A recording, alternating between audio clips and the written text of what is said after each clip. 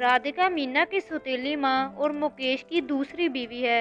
मुकेश से शादी से पहले ही राधिका की एक बेटी रीना और बेटा राहुल भी था। राधिका से शादी के कुछ साल बाद ही मुकेश भी दुनिया से चल बसा।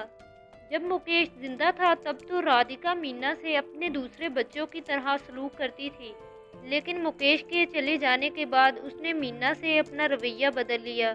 उसके सगे बच्चे तो यूनिवर्सिटी जाते थे, लेकिन उसने मीना को आगे पढ़ने नहीं दिया। वो उससे घर का सारा काम करवाना शुरू हो गई।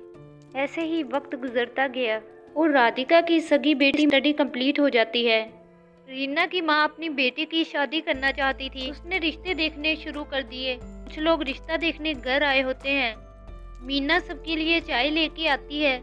रिश्ता देखने आए हुए लोगों की नज़र जब मीना पे पड़ती है तो उन्हें मीना बहुत प्यारी लगती है। वो यही समझ रहे थे कि यही वो लड़की है जिसका रिश्ता वो देखने यहाँ आए हुए हैं। अरे बहन, लड़की तो बहुत खूबसूरत है, हमें तो बहुत पसंद आई। हमारी तरफ से तो ये रिश्ता पक्का ही समझो। अब हमें तो इस लड़की के अलावा कुछ भी नहीं चाहिए। जहेज वगैरह देने की कोई ज़रूरत नहीं है। अरे नहीं नहीं, आप गलत समझ गई बहन। ये वो लड़की नहीं है जिसका रिश्ता आप देखने यहाँ आए हुए हैं। अभी तो उसी की शादी करनी है। इसकी शादी का तो फिलहाल कोई इरादा नहीं है। वैसे भी ये तो उससे छोटी है, मैं उसे अभी बुलाती हूँ। राधिका अपनी बेटी रीना को आवाज़ देती है। रीना रिश्ता देखने वालों के पास आती है। उसे देख के रिश्ता देखने आई औरत कहती है, देखो बहन, तुम बुरा ना मानना।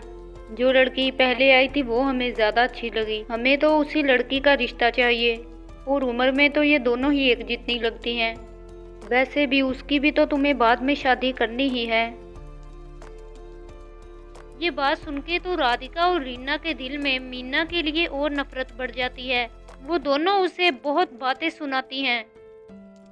राधिका को इस बात का बहुत अफसोस था कि उसके हाथ से इतना अच्छा रिश्ता मीना की वजह से निकल गया। वो मीना पे और भी ज्यादा जुल्म करना शुरू हो गई। माँ, अगर उन्हें मीना पसंद आ गई थी तो आप मीना का रिश्ता तय कर देते। इसमें क्या बुरी बात थी? मेरा दिमाग खराब नहीं हो गया कि जो मैं अपनी बेटी से पहले मीना की शादी कर दूं। लेकिन वो भी तो आपकी बेटी ही है। बस ये अलग बात है कि आपने कभी उसको बेटी का दर्जा नहीं दिया। आपने बहुत गलत किया माँ। आज नहीं कल तो मीना की शादी करनी ही थी। उसकी मैंने शादी कर दी तो घर के काम कौन करेगा? मुझे तो इसी बात का दुख है। इतना अच्छा रिश्ता इस बदबख्त की वजह से हाथ से निकल गया। हाँ, ये तो आप जानती ही हैं कि कोई ना तो किसी के नसीब छीन सकता है और ना ही किसी के नसीब खरीद सकता है। तो फिर ये सब करने का क्या फ़ायदा? वैसे सच कहूँ तो मुझे आपसे यही उम्मीद थी। आपसे बस मैं क्या ही कहूँ माँ। अगर इंसान अच्छे बुरे का फ़र्क खुद नहीं समझता तो वक्त उसे समझा ही देता है। इस मीना की वजह से मेरी बेटी का दिल टूट गया। तुम्हें इस बात की कोई परवाह नहीं, बस तुम्हें तो उस मीना की ही फिक्र है। एक बार फिर दोबारा ऐसा ही होता है कि रिश्ता देखने आए हुए लोग रीना की जगह मीना को पसंद कर लेते हैं। अब तो राधिका को अपनी सौतेली बेटी पे इतना गुस्सा था कि उसके बस में नहीं था वो उसे रात को ही घर से निकाल दे, या फिर उसे वो बातें सुना सुना के ही मार दे। राधिका और रीना सोचती हैं कि मीना के साथ कुछ ऐसा किया जाए कि ना तो वो किसी को अपना मुंह दिखाने के काबिल रहे और ना ही कोई उसे पसंद कर सके। कुछ देर सोचने के बाद रीना अपनी माँ से कहती है, हाँ, मेरे पास एक ऐसा आइडिया है कि मीना कभी किसी को अपना मुंह दिखाने के काबिल तक नहीं रहेगी।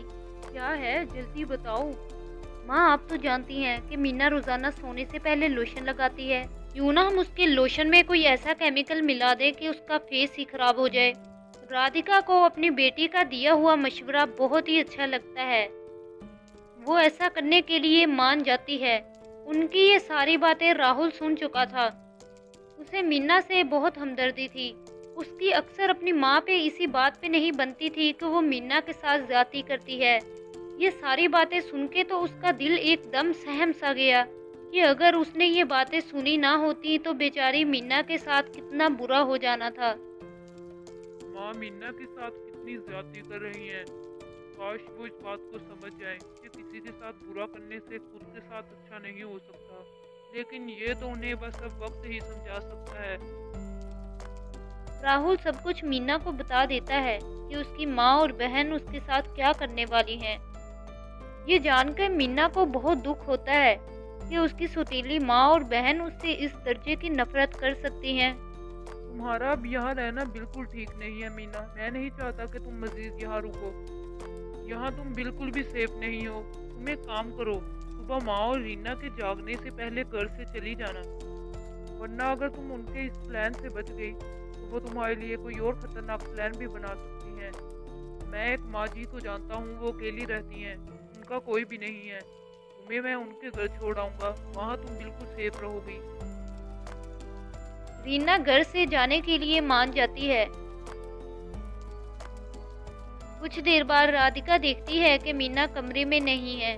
वो मौका पाकर मीना के कमरे में जाती है और वहाँ पड़े हुए लोशन को खोल के उसमें केमिकल मिला देती है। अब इस मीना की बच्ची को पता चलेगा, इसकी इतनी औकात कि 2 बार इसकी वजह से मेरी बेटी का दिल टूट गया। तो ऐसा सबक सिखाऊंगी कि कल सुबह ये किसी को मुंह दिखाने के काबिल नहीं रहेगी। फिर मैं देखूंगी मेरी बेटी को छोड़ के इसे कौन पसंद करता है। कुछ देर बाद मीना भी कमरे में चली जाती है। उसे पता था कि उसकी सौतेली माँ राधिका लोशन में केमिकल मिला के गई होगी, जिसकी वजह से वो लोशन अपनी स्किन पे यूज नहीं करती। अगर आज मॉम या डैड में से कोई जिंदा होता तो कभी भी मेरे साथ ऐसा ना होता। काश वो मुझे छोड़ के ना जाते। अगर जाना था तो मुझे भी अपने साथ ले जाते। मुझे यहाँ अकेली को क्यों छोड़ गए? मैंने तो कभी सोचा भी नहीं था कि सौतेली माँ ऐसे भी कर सकती हैं। मैंने तो उन्हें हमेशा अपनी सगी माँ जैसा दर्जा दिया, लेकिन फिर भी वो मेरे साथ पता नहीं ऐसा क्यों सलूक करती हैं। अगली सुबह सबके जागने से पहले राहुल मीना को उस बुढ़िया के घर छोड़ आता है, जिसका दुनिया में कोई भी नहीं था। राहुल उसे अच्छे से जानता था। वो उस बुढ़िया को सारी कहानी सुना देता है और बताता है कि मीना मेरी सौतेली बहन है। सारी बात सुनने के बाद वो बुढ़िया कहती है, ये सब बातें सुन के तो मुझे अपनी जवानी याद आ गई। मेरे साथ भी बिल्कुल ऐसा ही हुआ था और तब से अब तक मैं यूं ही भटक रही हूँ। इस सौतेली माँ ने मुझ पे बहुत जुल्म किए और तब तो मेरा साथ देने वाला भी कोई नहीं था। तुम तो खुशकिस्मत हो मीना कि तुम्हारा सौतेला भाई तुम्हारा साथ दे रहा है। ठीक है मीना, अब मैं चलता हूँ। तुम्हारी ज़रूरत की अशिया मैं शाम तक यहाँ ले आऊँगा और तुम फिक्र ना करो, मैं यहाँ आता रहूँगा। कभी किसी भी चीज़ की ज़रूरत हो तो मुझे बता देना।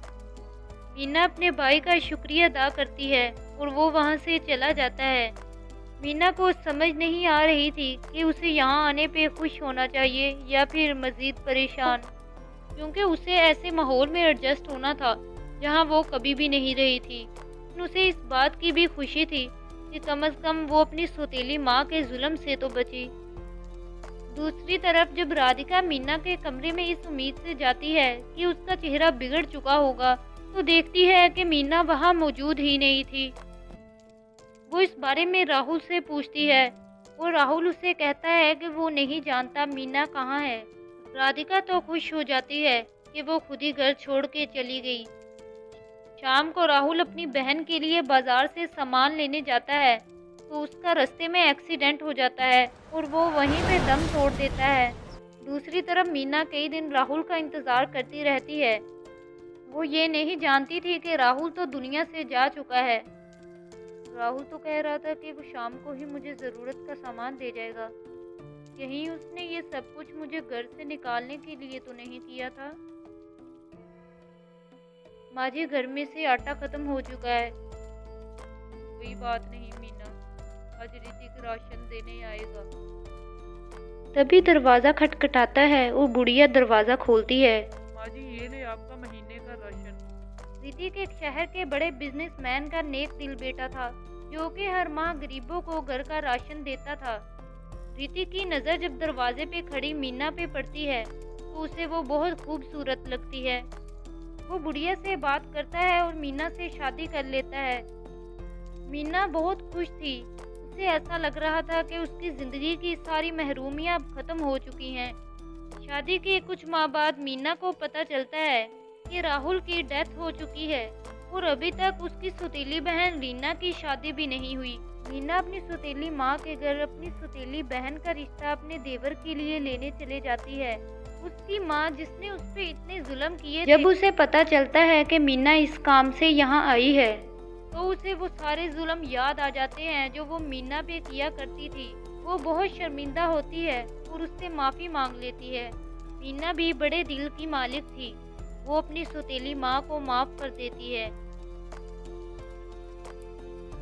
अगर आप हमारे चैनल पे नए हैं तो इसे सब्सक्राइब कर दें और बेल के आइकन को प्रेस करें ताकि हर आने वाली नई वीडियो सबसे पहले पहुंचे आप तक।